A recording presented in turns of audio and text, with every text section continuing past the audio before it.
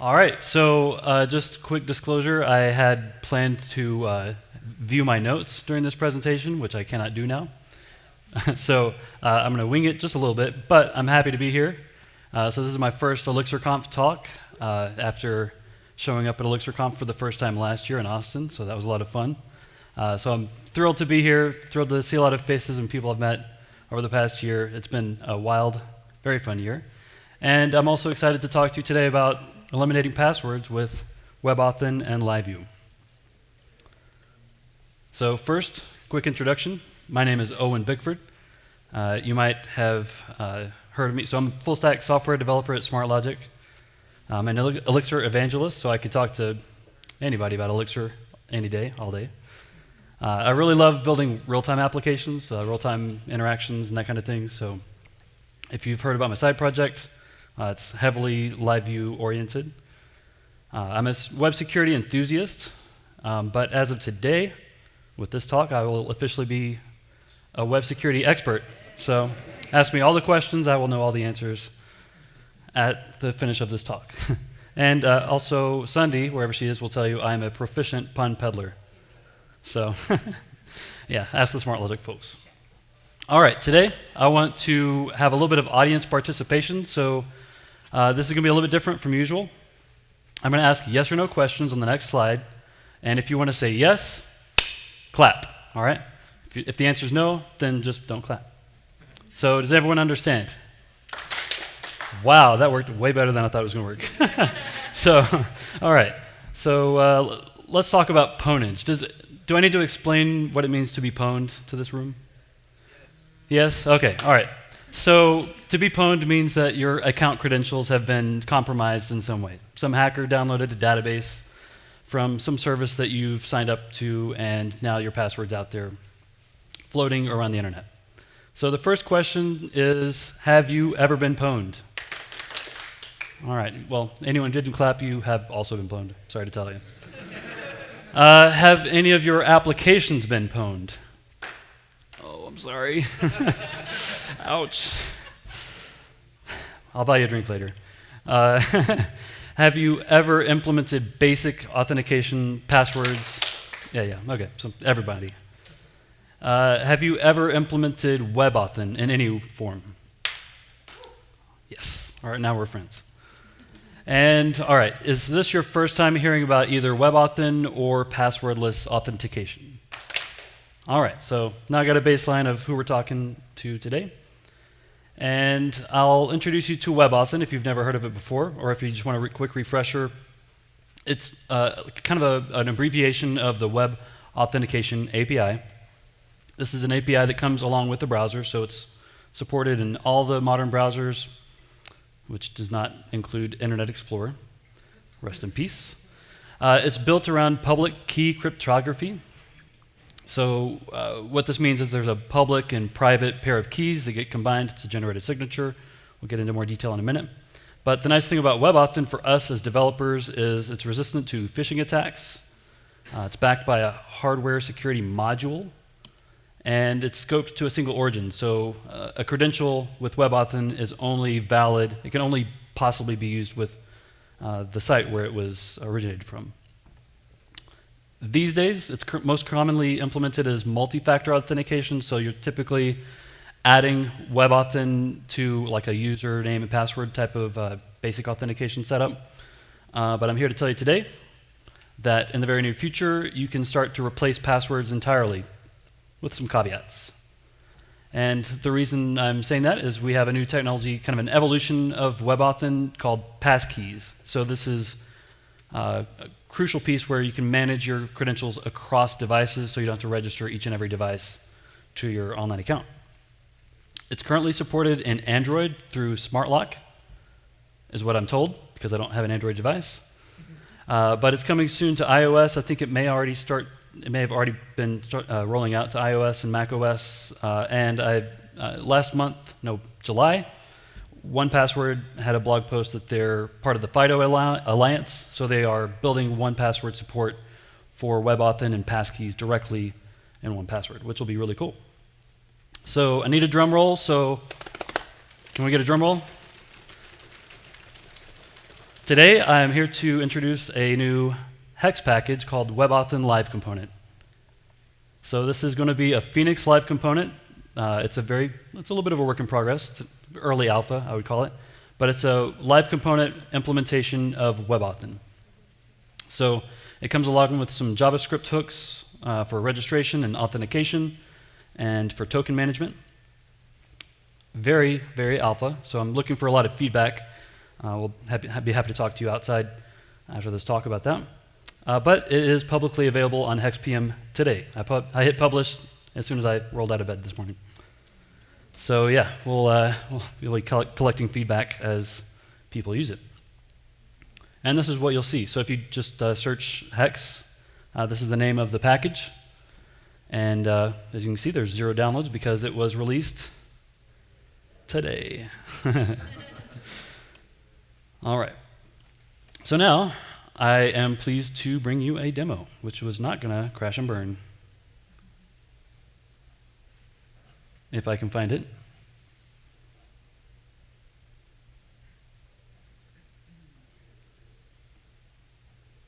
Oh, there it is. Okay. So this is the documentation for WebAuthn Live Component. Some disclosures, a lot of to-dos. So that's to be expected with a brand new thing like this. But this is the demo. So what I've done is I've created a starter Phoenix application with LiveView, and I've created a authentication page here. So this is just LiveView, and I can't not override some CSS, so that's why it looks a little bit different. But I've taken a slightly different approach here. So we have one authentication page with one form. There's not a separate sign-up form from your login and form. But you could build this in a different way if you wanted to. So the way this works is I'm going to type my username. You saw the prompts there from LiveView. And if I want to register a new account, it's going to ask if I want to use, I'm in Safari, so it's just going to default to ask me if I want to use Touch ID. I could use a USB security key, which would be something like a YubiKey. So I also have this USB NFC security device, which is really handy. This is cross-platform, so I could use this with Android, Windows, Mac OS, or even my iPhone since it's NFC. So I could register with that, but this Touch ID animation is pretty nice, so I'm just going to do that. So I've now touched my laptop, and kind of in the background, it didn't redirect, but I've registered a new user, and if there was no error in that process, we should have a new user there. Maybe I didn't start the... Okay, well, the demo did crash and burn, so that's why I had that animation. But you saw the WebAuthn piece there, so I'll check on what happened there later. But this is so what I'm going to do now is illustrate the flow of registering a new account. So this will hopefully make a little bit of sense. So from the left to the right, we have a user who has navigated to your authentication page, and then back on the server, we have our application with all of our supervisors and our processes. So a user wants to register a new account. They're going to enter a username. You could ask for an email or a phone number, whatever makes sense to your application. And once they hit the new account button, we're sending some information back to the server. Yes, I'm glossing over a little bit of detail here. But then the server is going to perform its validations. We're using a change set here, so we're going to make sure that the username is valid and not already taken. Assuming everything goes well, we're going to send that WebAuthn prompt back up to the browser. It's going to ask the user, do you want to use your Touch ID or something else? The user is going to provide whichever ID they choose to use. Then the browser generates public-private keys. And this is where the magic starts to happen. So your private key is stored on your device. The public key stored on the server. That's registration.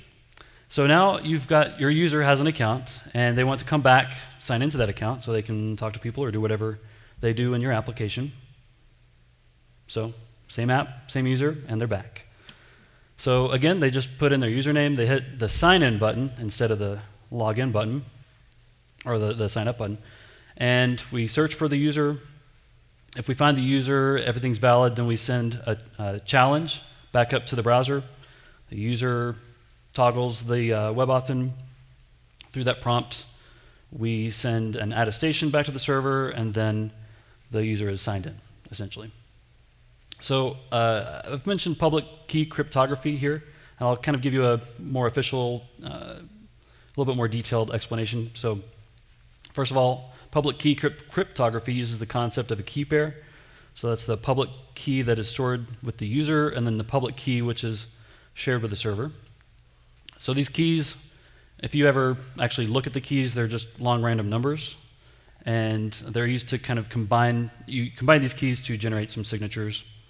And some examples of public key cryptography, if you're not familiar, these include HTTPS or TLS, SSH, PGP, and of course the star of the show today is WebAuthn.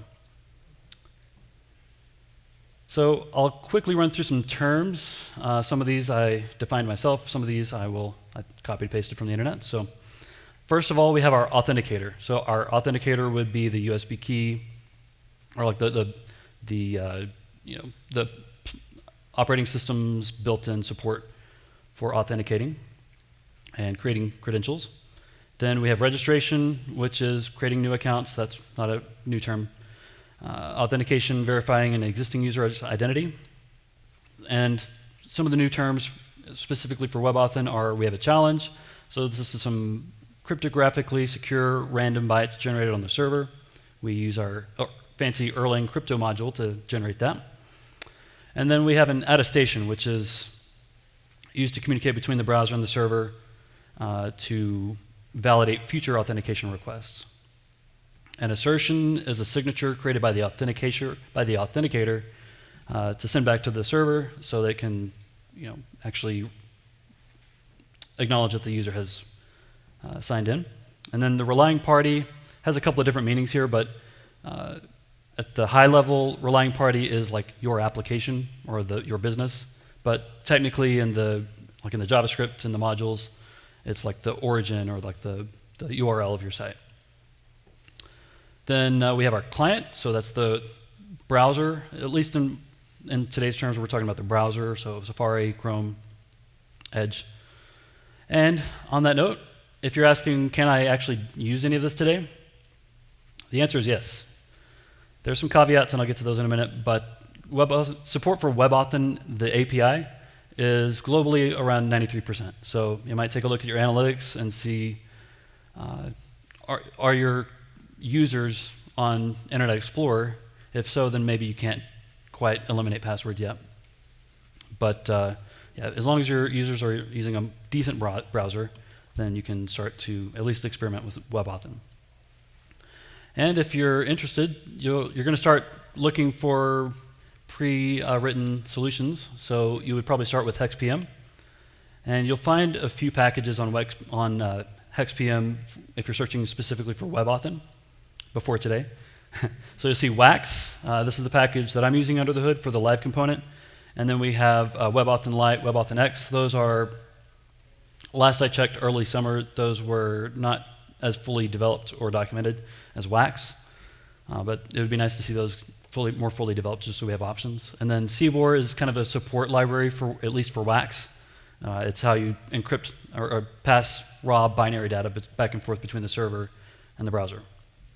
And then as far as the WebAuthn API itself, you don't have to install anything. There's no node package that you need for this. I'm sure you could find one, but you don't really need anything. It's built into the browser. So you're good as long as you're not using Internet Explorer. All right, now this is ElixirConf 2022, so we have to talk about LiveView. And if you're looking at the Wax documentation, you're going to see a lot of instructions on implementing Wax through controllers and traditional HTTP requests. So there's a little bit of mind-bendy stuff you have to do if you're implementing this on your own. So first of all, whenever it generates that challenge, it's the WAX documentation kind of shows you how to put that into your connection session. It's doing everything through controllers, get HTML forms and JavaScript, and you're passing messages through HTTP request on the server. With LiveView, the model's a little bit different. So we're actually passing a bunch of event messages back and forth between the client and the server. And we're storing our challenge in the socket assigns. And there's still a little bit of HTML and JavaScript. In this case, I'm actually using JavaScript hooks. And you'll see those here in a moment. Speaking of code, let's go to the code. So I'll start with the demo so you can kind of see how you would use the live component that I've introduced today. First of all, you'll add this to your deps. So this is just a brand new Phoenix app. The only thing I added other than this was Credo. But so you install WebAuthn live component to your app. In your app.js, you would add the WebAuthn hook. So this is just a JavaScript dependency that comes along with the hex package. You don't have to use Node for that either. And then we are putting those hooks, or we're putting that WebAuthn into our hooks. So if your application has LiveView but does not have any LiveView hooks, you may need to add this hooks variable, or like however you want to position it, but it goes into this hooks key for LiveSocket. And then from there, there's a little bit more code. I probably don't want to go too far in depth because I want to leave some time for questions. But I'll jump over to the auth module. So this is the authentication LiveView that you saw, like the user interface. And so here I'm just checking to see if we have a current user. And if not, I'm redirecting. Like I don't want a user who's already signed in to be on the authentication page because there's nothing for them to do there. And then this is how you would render the live component. There's a couple of different ways to do this, but this is just using the live component function in LiveView. So you give it the required ID, and then if you don't, so these are optional attributes you can pass in. I think by default, from memory, I think it would default to sign in or sign up as the button labels, but you can override those through these attributes here. And then you'll need to pass in an app name, like so the WebAuthn in the JavaScript needs to know the name of your app. So you'll pass in either the atom of your OTP app name or whatever you want to put here is fine. And then your LiveView is going to have a handful of handle info functions. So the live component itself will handle all of the events, and then whenever it wants to send information back up to the LiveView, it's going to do that through message passing, just plain old Elixir messages. So those show up here as structured message tuples. And we're not going to go through the details here, but I just want to kind of show you kind of what it looks like at the high level when you're implementing this WebAuthn component in your application. There's a couple of schemas and migrations you'll need to run as well, but that's the high level that I want to show you from the demo from userland. And now I'll show you the component itself. So this is the actual live component source code. And there's not really much to see here in the mount. We've got some fallback values in case you don't provide something that would be required. Hopefully by the end of tomorrow, there's a new version of Phoenix where these props can be supported. And that will help clean things up a little bit here. And then this is where we start to see things tie together. We have our HTML form, passing in a handful of attributes. This is where we're passing in like which events we want to fire on our change and on our submit. And then here we're using that WebAuthn hook. So, and hopefully you can read everything I'm showing you here. Other than that, at the moment it's rendering errors internally. I think I want to kind of pass those errors back up to the LiveView instead with some updates later on. But the form that I've implemented is just a username field and a couple of buttons for triggering different WebAuthn flows. So that's the HTML piece. And then, again, I'm not going to get too far into, we're not going to go through all these functions, but I'll walk you quickly through the start registration function. So this is where you'll start to see WAX. So first of all, I'm just parsing some data out of the socket, marshalling data, getting data into the right shapes that we need for this to work. We've got some helper functions here. First of all, I need to get the origin. So depending on whether you're in developer mode or in production, this origin might change from your endpoint URL. So I've got a helper function that helps kind of take care of that. But the build registration challenge is where we actually start to take our user information and build the WAX registration challenge. So I'll quickly show you that. So this is what that looks like on the inside. We're using attestation none. We're passing in the origin that was configured just a second ago, and then it has an automatic RPID, which is the origin of the site. And then another step or two later, we're marshaling some data into this registration challenge map. And this is actually what gets passed to the browser. So I'll show you what that looks like in the JavaScript. All right, so this is the WebAuthn JavaScript hook for this LiveView component. We've got our mount hook here, so it just does some kind of setup stuff. And then because I'm adding event listeners, and in LiveView you might push redirect, those event listeners might stick around in the browser, and that might be a memory leak. So we need to make sure those are destroyed as soon as the live component is destroyed. So we're just cleaning up those event listeners. But this is where we actually start to handle the challenge from the server, and this is where we marshal the data around, converting it into different types. We build up this public key object that we're passing into the WebAuthn API. And you'll see here that most of this information is not hard-coded. It's actually kind of it's configured by your application, aside from the timeout, which I do intend to make anything else that's hard-coded here configurable, aside from public key. Then other than that, let's see. So hand wavy, we create our credential with this API call here, taking that configuration. Then we marshal the data out of that response. That's a promise, so I'm using async await here with JavaScript. And then we kind of get the data in the format we need for the server, and then we push that event back up specifically to the LiveView component. Like otherwise it would go to LiveView, then you would have to go and write a bunch more code. So with this approach, the challenge or the credentials from the client are sent back to the LiveView, which has an event listener to process all that, to digest it. And that's what happens up here with our handle. So registration credentials handler right here. So we're taking all that data that was passed in. We're making sure that we're only accepting public key credentials, and then we're doing a little bit more data marshaling, creating a registration from WAX, and then this is where I tell your LiveView that you need to handle this registered user. So I pass this. This is just a map with a username at this point, and then we have a user key, which is all the credentials from WebAuthn. So I'd be happy to go into more depth in the hallway. If anyone has questions at the end, then I'll be happy to answer those as well. I'm going to restart my server and see if the demo will work before I completely give up on that.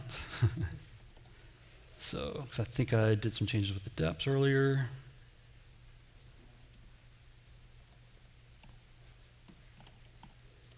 Surfer. All right, so let's see if we can get this thing to work today.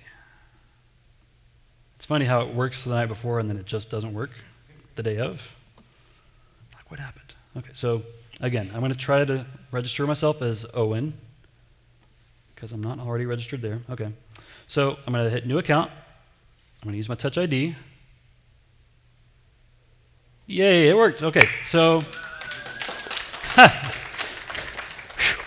so now I've got my user in the database. I will show you that. So this is what happens inside your database if you're using this component and you've built your migrations and schemas and everything. So on the users table, we just have a username, our timestamps, and our ID. And then in our user keys table, this is where you start to see all the WebAuthn credential keys showing up here. So each device that you register will have a unique key ID. So we store that in the database along with the public key. So you'll see slightly different numbers for the key length, but those are just raw binaries stored in the database. And then we have associations between our user and our user key. I'm also storing tokens, so those get stored here as well as raw binary session tokens. And timestamps, and then I've got a column here for last used, like if you if a user signs into their account, which I can also demonstrate, I think I'm going to delete that token so I can force myself out. Okay, so now I'm going to come back in and sign in. There we go. By the way, since I deleted the token on the server, whenever I came back to the sign-in page, it's showing me that the token has been deleted locally as well. So anyway, I'm going to sign in. It remembers that I've used a credential for this site before, so it's going to ask me for Touch ID. So I'm signing in, and I'm redirected back to the home page again. All right, so now if I look at my user keys, I will have a last used value. So that shows me, I can kind of use this to, like, if I want to clean up user keys eventually, say I've got, you know, Facebook scale or something, I might want to delete some millions of records, and I could delete old keys if they're not being used. All right, I'm glad that demo went better than the first one. And it's funny how you have to restart the app sometimes. So just a couple caveats here. We're in a kind of a transition phase here where passkey support is being rolled out through operating systems and browsers and password credential managers. So at the moment, cross-browser and cross-device authentication is constrained. You would have to register each browser the user uses. So like if I go over to Chrome on the same site, it's not going to let me use Touch ID. Like I'd have to register that as a separate device. Same thing if I go to my phone. Without passkeys, it's not going to recognize that credential because it doesn't live on the phone. But so that's why YubiKeys at the moment are less limited. So you can use a YubiKey. You plug it into whatever device, and then it's good to go. So we're almost toward the end here. So the best place if you're kind of brand new to WebAuthn, I would highly recommend WebAuthn.guide. It's written for humans. They have a nice little demo that you can kind of just try it in the browser without any user persistence. When you're ready to go a little bit more in depth, the MDN, Mozilla Developer Network docs are also really great. And then there are going to be a couple of edge cases where you need to go into the actual WebAuthn spec on GitHub to get a little bit more details about, you know, options you have that aren't quite documented in MDN. All right, so if you want to find me, first of all, you can find the live component on Hex today. So you can search for that or just go to the URL. I don't think I published the demo on GitHub. So if it's not there now, it will be there later today. And then if you want to find me in person, I'm happy to talk to literally anybody. But on Twitter, you can find me at Owen Bickford, also on Twitch. I do live streams occasionally. Over the summer, I did multiple live streams. So if you want to kind of watch some of this work happening in real time and see how dumb it makes you feel when you're learning something new, I've got some live streams for that. So yeah, that's it.